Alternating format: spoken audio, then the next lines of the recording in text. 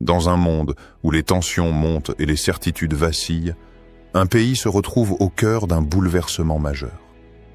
L'Algérie, riche d'une histoire millénaire et d'une foi profonde, fait face à des signes qui dépassent la simple géopolitique. Apparition du Mahdi, missile secret, et regard inquiet de l'Occident. Que se passe-t-il vraiment? Aujourd'hui, nous plongeons ensemble dans les mystères de ces événements, à la croisée de la spiritualité et de la réalité, pour comprendre ce que l'avenir réserve à cette nation. Préparez votre cœur à un voyage au cœur de la conscience, de la foi et des prophéties. Bienvenue dans cette exploration profonde où la sagesse islamique éclaire les défis d'aujourd'hui. Partie 1. Les signes avant-coureurs de la fin des temps. Imaginez un monde où la lumière de la vérité semble s'étioler peu à peu, où les repères se dissolvent comme des mirages dans la chaleur accablante du désert. Le prophète Muhammad, paix soit sur lui, a averti sa communauté, prédisant une époque où il ne resterait du Coran que le dessin de ses lettres et de l'islam que le nom. Cette parole, lourde de sens, traverse le temps comme un appel vibrant à ouvrir les yeux sur ce qui nous entoure. Aujourd'hui, en Algérie, cette prophétie résonne d'une manière singulière, presque palpable.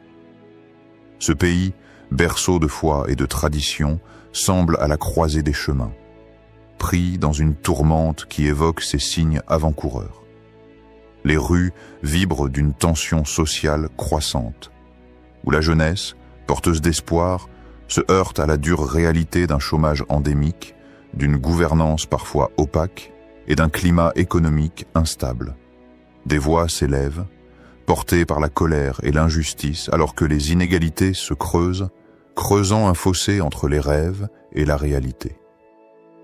Ces symptômes ne sont pas seulement des faits isolés.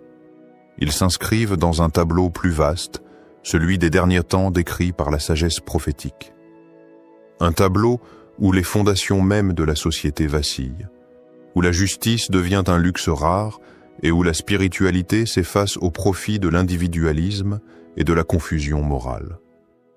Ce pays, comme tant d'autres, est le théâtre de cette lutte intérieure entre lumière et obscurité. Histoire. Pour comprendre cette tension, il faut remonter le temps. Bien avant les frontières tracées sur les cartes modernes, dans le vaste désert qui a vu naître des hommes et des légendes. Il y a des siècles, un homme humble, porteur d'un message de justice et d'unité, a émergé de cette immensité. Son nom était Muhammad al-Mahdi, un guide attendu pour restaurer l'équilibre brisé par la corruption et l'injustice. Il parcourait les terres arides, appelant à la paix et à la droiture, défiant les tyrans et les oppresseurs, promettant un avenir où la vérité éclaterait comme une oasis au milieu du chaos. Son histoire s'est tissée dans le fil du temps comme une lumière d'espoir, une promesse que même dans la nuit la plus noire, l'aube finit toujours par poindre. Aujourd'hui, certains ressentent cette présence à nouveau, un frisson qui traverse les âmes, une conviction que son retour est proche. L'Algérie, avec ses épreuves actuelles et son héritage spirituel profond, est perçue par beaucoup comme le lieu de cette apparition. Les signes sont là, dans les soubresauts de la société, dans le cri silencieux des opprimés, dans le cœur de ceux qui refusent de se résigner. Cette attente, loin d'être un simple récit, est une invitation à éveiller la conscience, à voir au-delà des apparences, à ressentir le battement secret qui anime l'univers.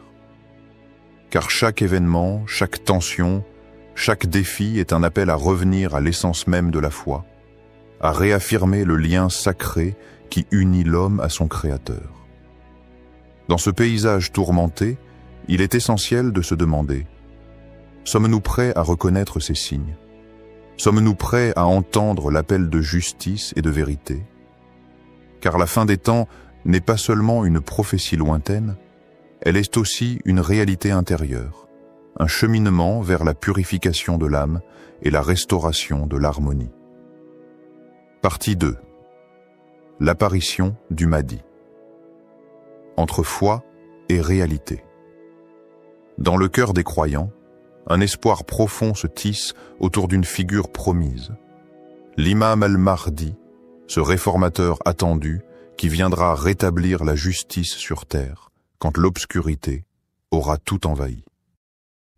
Selon les paroles ancestrales des hadiths, son apparition ne sera pas un événement ordinaire, mais un bouleversement salvateur qui surgira au moment où l'injustice, la corruption et la désolation auront atteint leur point culminant.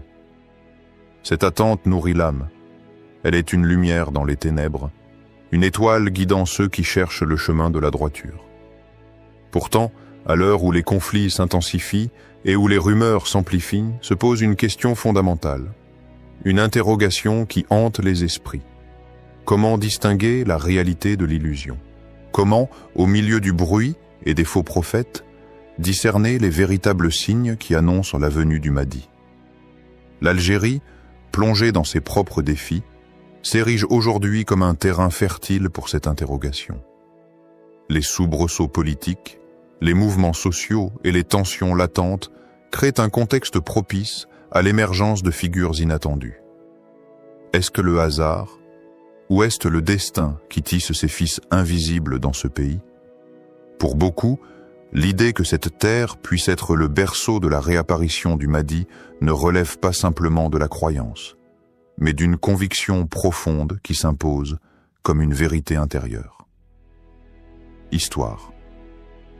Prenons un instant pour descendre dans une petite ville algérienne, loin des grandes métropoles et du tumulte médiatique, un lieu où le temps semble s'écouler au rythme des prières et des saisons. Là, un homme se distingue par sa sagesse rare et sa piété profonde. Un homme dont la présence apaise les cœurs troublés et éclaire les âmes perdues. Un jour, cet homme disparaît mystérieusement, sans laisser de traces. Le vide laissé par son absence devient vite le sujet de murmures et de spéculations. Certains parmi les habitants commencent à croire qu'il est plus qu'un simple homme. Ils le reconnaissent comme l'imam Mahdi, revenu secrètement pour guider son peuple dans ces temps troublés. Cette croyance, portée par une foi sincère, enflamme les cœurs et ravive l'espoir d'une justice restaurée. Mais ce mystère est aussi une invitation à la réflexion. Comment accueillir cette apparition? Comment garder la foi quand le doute s'insinue? Est-ce là une réalité tangible ou une projection des âmes en quête de lumière dans l'obscurité ambiante? Ce récit, empreint de mystère, interroge notre rapport à la foi et à la réalité. Il nous invite à ne pas céder à l'illusion ni au scepticisme aveugle, mais à cultiver un discernement nourri par la sagesse et la méditation. Car l'attente du Mahdi n'est pas simplement une attente extérieure, elle est aussi un chemin intérieur, une purification de l'âme, un éveil des consciences. Partie 3. Les missiles secrets, une menace ou une protection. Dans l'ombre des montagnes et des dunes, l'Algérie a renforcé ses défenses avec une précision nouvelle, déployant des armes sophistiquées qui font désormais trembler les corridors du pouvoir à l'ouest. Parmi elles, les redoutables missiles Iskander, des machines de guerre capables de frapper avec une précision chirurgicale à des centaines de kilomètres. Ces armes, plus qu'un simple outil militaire, sont devenues le symbole d'un message double. D'un côté, elles éveillent la méfiance et la peur en Occident, qui scrutent avec inquiétude chaque mouvement sur la carte géopolitique du Maghreb. De l'autre, elles révèlent une volonté ferme d'affirmer une souveraineté nationale, un refus de se plier aux pressions extérieures dans un monde où la puissance se mesure souvent à l'aune de la force. Mais au-delà des calculs stratégiques et des discours diplomatiques, ces missiles portent en eux un reflet plus profond de l'âme d'une nation. Qu'est-ce que cet armement révèle sur l'état d'esprit d'un peuple qui cherche, avant tout, à protéger sa paix intérieure, sa stabilité et sa dignité? Dans un contexte de tensions régionales et d'incertitude mondiale, cette posture militaire est-elle un gage de sécurité ou le signe d'une peur qui ronge les fondations mêmes de la société? Histoire. Il y a quelques mois, lors d'un exercice militaire organisé dans le sud algérien, un missile Iskander a été lancé avec une rapidité et une précision telles qu'il a frappé sa cible en quelques secondes à peine. Des observateurs étrangers, présents sur place, ont été frappés par la maîtrise technique et la portée symbolique de cet acte. Pour les Algériens, ce moment n'était pas seulement un exercice stratégique. C'était un message clair, un signal envoyé à ceux qui menaceraient leur paix et leur souveraineté. Ce missile, parcourant le ciel silencieux, avant de toucher sa cible avec une précision quasi parfaite, est devenu un symbole d'une volonté farouche de défense. Mais ce geste soulève aussi une interrogation plus profonde. Est-ce là un avertissement à ceux qui chercheraient à troubler la tranquillité de ce pays? Ou est-ce le reflet d'une inquiétude latente qui pousse une nation à se barricader derrière ses armes? Dans un monde où la paix est fragile, ce double visage des missiles illustre la complexité des choix d'un peuple partagé entre la recherche de protection et le désir ardent d'éviter la guerre. Cette tension entre force et vulnérabilité, entre menace et protection, est le miroir d'un peuple en quête de sécurité, mais aussi d'identité. Chaque missile lancé est une réponse, mais aussi une question lancinante. Comment préserver la paix sans tomber dans la spirale de la violence? Comment affirmer sa souveraineté sans isoler son âme? Partie 4. L'Occident en alerte. Peur ou prévoyance? Dans les salons feutrés des capitales occidentales, l'Algérie est aujourd'hui au centre d'un regard à la fois scrutateur et inquiète. Depuis Washington jusqu'à Paris, de Londres à Berlin, les puissances surveillent chaque mouvement, chaque signe d'une montée en puissance qui pourrait ébranler l'équilibre déjà fragile de la région maghrébine et au-delà. Les alliances stratégiques se reforment, les accords militaires se multiplient, tandis que les sanctions économiques sont brandies comme des armes diplomatiques pour maintenir un statu quo fragile. Cette vigilance constante témoigne d'une tension sous-jacente, d'un calcul géopolitique où chaque geste est analysé, décortiqué, parfois exagéré. Mais cette alerte est-elle fondée? Ou ne serait-elle pas, au contraire, le fruit d'une perception déformée, d'une peur irrationnelle face à un pays qui, plus que jamais, cherche à affirmer sa souveraineté et sa place légitime dans le concert des nations?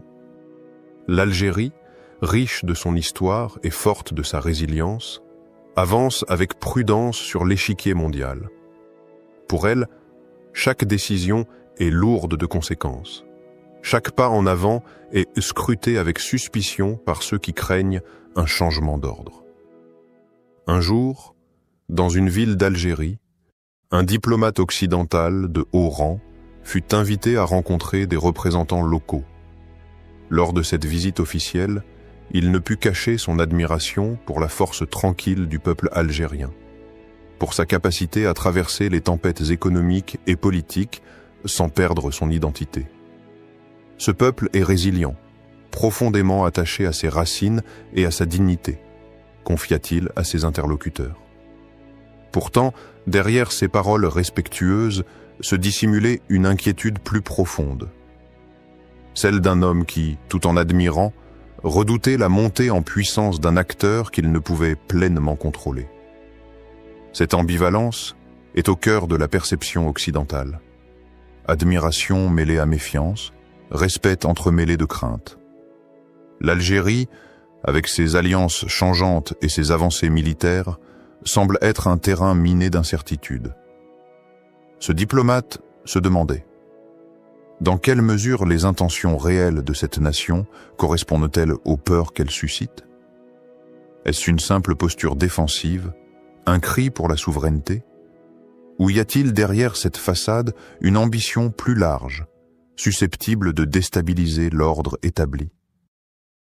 Cette question reste sans réponse claire, oscillant entre diplomatie et suspicion, entre dialogue et tension. Au-delà de ce récit, cette partie invite le spectateur à une réflexion profonde sur la nature des relations internationales, sur la manière dont la peur peut fausser les jugements, et sur l'importance de ne pas se laisser emporter par les préjugés. Elle interroge aussi la posture des peuples face aux jeux de pouvoirs mondiaux. Comment rester fidèle à son identité tout en naviguant dans un monde où la méfiance peut devenir une arme plus puissante que les missiles? Dans cette balance fragile entre peur et prévoyance, chaque acteur, chaque nation est appelé à cultiver la sagesse et le discernement, afin que la quête de sécurité ne se transforme pas en un cercle vicieux de méfiance et d'affrontement. Partie 5. Réflexion spirituelle. Que nous enseignent ces événements? Dans le tumulte des événements qui secouent l'Algérie, une parole sacrée résonne avec une clarté intemporelle. Allah dit dans le livre « Et préparez pour eux tout ce que vous pouvez comme force ». Sourate Al-Anfal 8-60. Cette injonction ne se limite pas à l'arsenal militaire ou à la puissance matérielle. Elle invite aussi à une préparation intérieure, spirituelle. L'Algérie, à travers ses épreuves, ses tensions et ses espoirs, nous offre une leçon fondamentale. La véritable force ne réside pas uniquement dans les armes ou la stratégie, mais dans la foi, l'unité et la justice. Ces crises sont autant d'appels à revenir à l'essence même de notre engagement envers Allah, à cultiver la droiture, à renforcer les liens fraternels et à incarner la sagesse divine dans nos actes. Face aux défis d'aujourd'hui, cette réflexion nous pousse à interroger notre propre cœur. Sommes-nous préparés spirituellement autant que matériellement? Avons-nous la sagesse de discerner le juste milieu entre vigilance et confiance, entre résistance et paix intérieure? Dans un village reculé des montagnes algériennes, vit un homme dont la vie est un témoignage vibrant de cette vérité.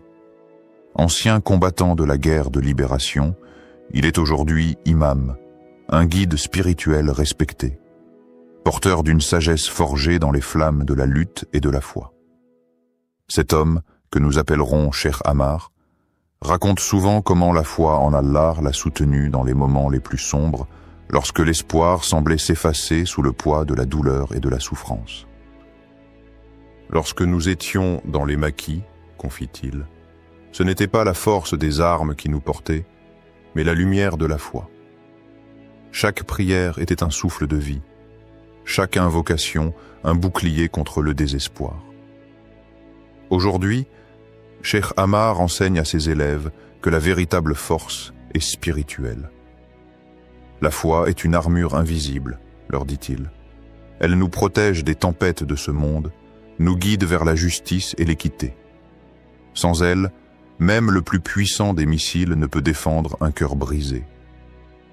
Il les exhorte à cultiver cette force intérieure, à chercher l'unité dans la diversité et à ne jamais perdre de vue que la justice est le fondement de toute paix durable. Un peuple uni dans la foi et la justice, affirme-t-il, est invincible, car il repose sur la sagesse d'Allah. Ce récit nous invite à une profonde méditation.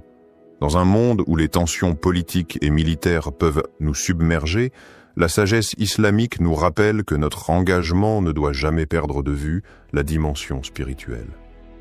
Chaque missile, chaque alliance, chaque conflit est un test pour notre foi et notre humanité.